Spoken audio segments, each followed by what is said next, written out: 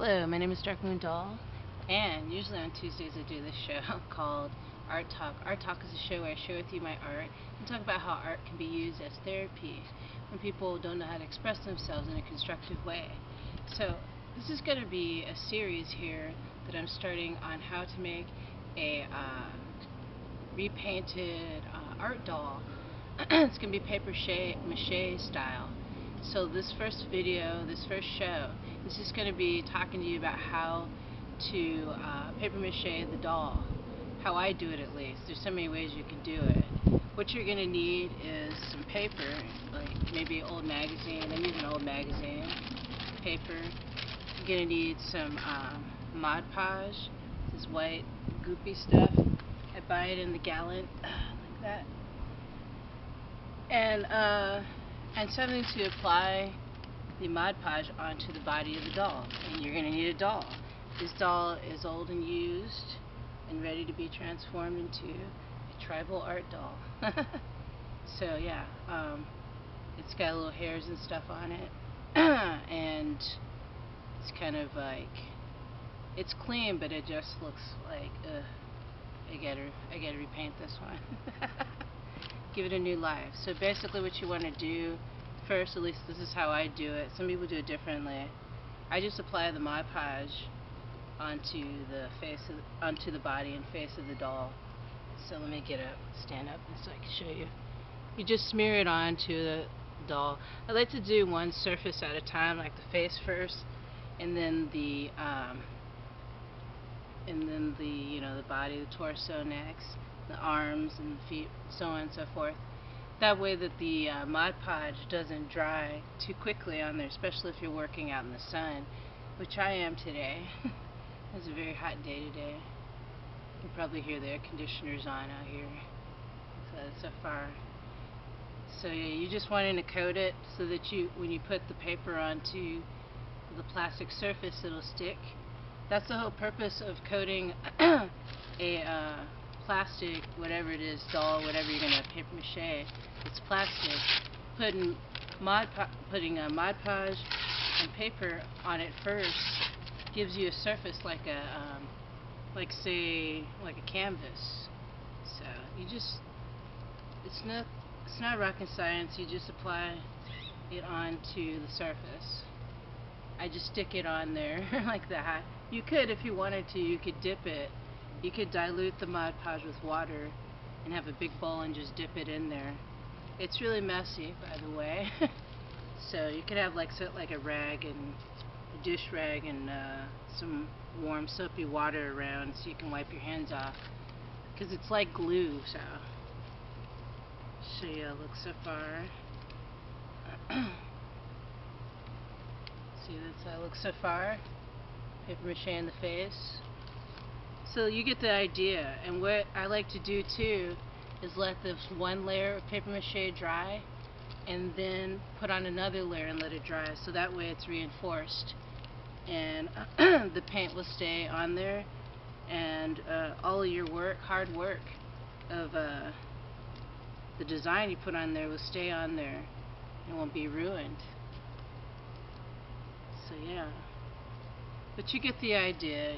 You apply the Mod Podge on the surface first, and then you put the paper on top of the Mod Podge. It'll stick to it like glue. And then what I do after I do all of this stuff, I apply Mod Podge on top of that, on top of the paper. And that way when it dries up, it'll dry. It usually dries really hard and stiff, but not so stiff that you can't paint on it.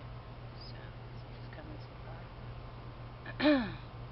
It's kind of projects makes me wish that I have a camera or two cameras going, so I can get all these angles so you can see everything that I'm doing, but that's the best I can do right now. So yeah, it's pretty self-explanatory.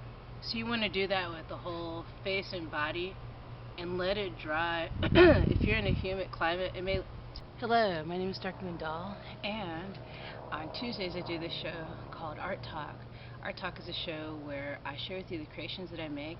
I do step-by-step tutorials now and then when you ask for them.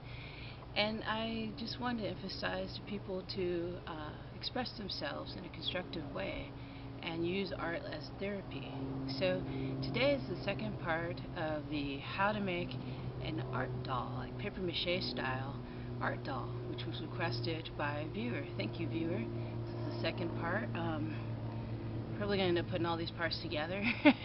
So what you're going to end up with is not exactly something like this, but a repainted doll. A doll that's been paper mache, painted, and adorned. You can do it so many different ways, but if you watch the first part, you see I went on and finished paper macheing the whole doll, all paper mache, but now I get to do the back of the doll. So I suggest doing one side at a time. Let me tell you again the materials I'm using. Using Mod Podge, which I put in this plastic container, and I buy Mod Podge by the gallon. You can get it online through Amazon if you want.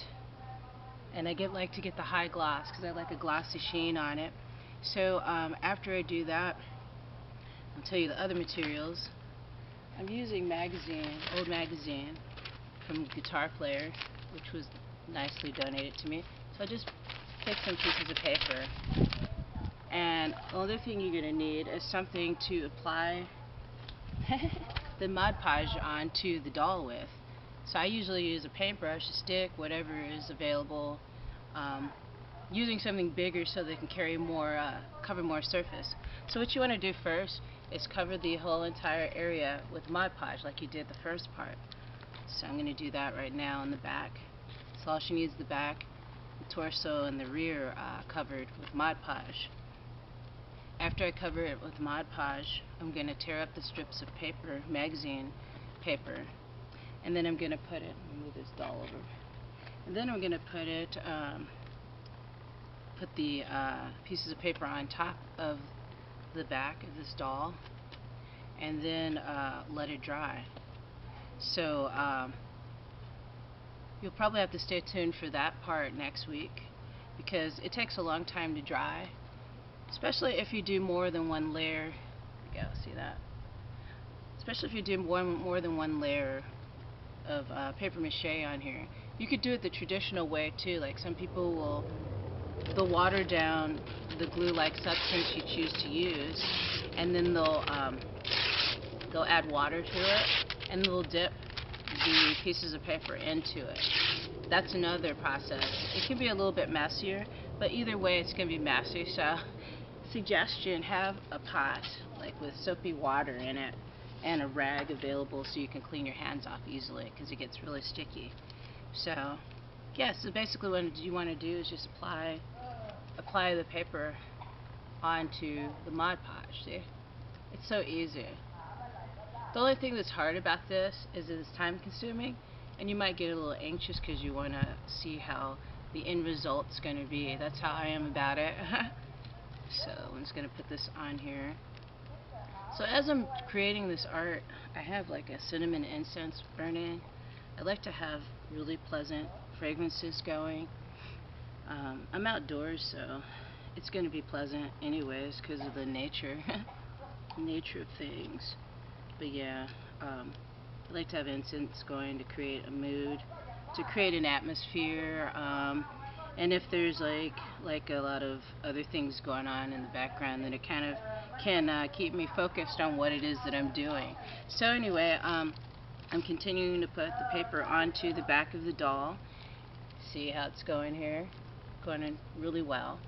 When this dries, what's cool about paper mache, when it dries, it's very hard and it's very durable. So when you're doing a repainted, whether it's plastic doll or porcelain doll, it'll make it a lot more sturdy and more durable. So the doll that you make will last a long time. So after this paper mache dries up, on the next video, I'm going to show you guys how to paint it, how I paint it. It's pretty easy, but if you've never done anything like this before, you could probably not know where to start. A lot of the inspiration that I've gotten is from, my environment around me, and also the inspiration I've gotten from making dolls is through this magazine that I found a long time ago, back in I think 2000, was Art Doll Quarterly. So they have a lot of cool instructionals in there as well if you want to check them out. They also take submissions if you like make dolls and you're interested in showing your dolls off to like the world more so. You can send them to Art Doll Quarterly. They're a really cool publication because they accept a lot of different styles of doll. So, and you know, the category art doll is such a broad term, it seems. So yeah, you just want to continue. Just if you're outside in a hot climate, which I am right now, it's hot out here, but I like the heat. You're gonna have to like apply more Mod Podge on there, on the parts that don't have it on there. Like if you put Mod Podge down there on a large area, and then before you get to that final area that Mod Podge is on, and it's dried because it's so hot out, you just put more on. That's the simpleness of it all. But yeah, like I said, it's very messy, but it's fun. It's fun to get your hands dirty. It's very therapeutic, you know, when you're putting your energy into the creations that you make. It's just really very fun, and it's some time you could take out for yourself, you know. If you've had a really busy day and you want to like get away from it all and just do something creative, you know. I'm gonna have to pull that over underneath here.